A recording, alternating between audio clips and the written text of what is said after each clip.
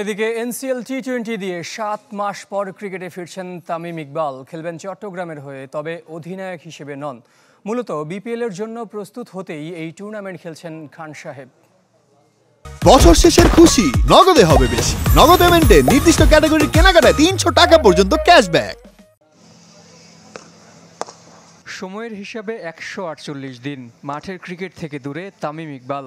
গেল মেতে ঢাকা প্রিমিয়ার লিগে শেষবার ব্যাট হাতে নেমেছিলেন প্রাইম ব্যাংকের হয়ে। 7 মাস পর খান সাহেব ফিরছেন চেনা 22 গজে। বদলে যাওয়া বিসিবির নতুন টুর্নামেন্ট এনসিএল টি-20তে খেলবেন নিজ বিভাগ চট্টগ্রামের হয়ে। কিন্তু চেনা রূপে ফিরতে কতটুকু প্রস্তুত তামিম, সিনিয়রের হয়ে জানালেন চট্টগ্রাম অধিনায়ক ইয়াসির আলী রাব্বি। এটা ঠিক 7 মাস পর উনি মাঠে নামছেন।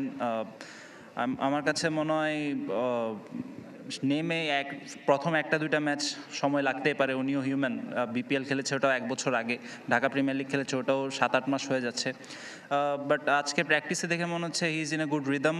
ইনশাল্লাহ আমরা ভালো কিছু আশা করবো ওনার কাছ থেকে। মূলত বিপিএল প্রস্তুতির মঞ্চ হিসেবে এনসিএলকে বেছে নিয়েছেন তামিম। দীর্ঘদিন ধরে কাজ করেছেন ফিটনেস নিয়ে। প্রায় 2 সপ্তাহের নেট প্র্যাকটিসে উইলো হাতেও ঝালিয়ে নিয়েছেন নিজেকে। সবশেষ প্রস্তুতি সিলেটের মাঠে। অগ্রজের কাছ থেকে আরও একবার শেখার সুযোগ কাজে লাগাতে চান অনুজরা। তামিম ইকবালের মতো একজন সিনিয়র ক্রিকেটার থাকা it's a definitely boost up.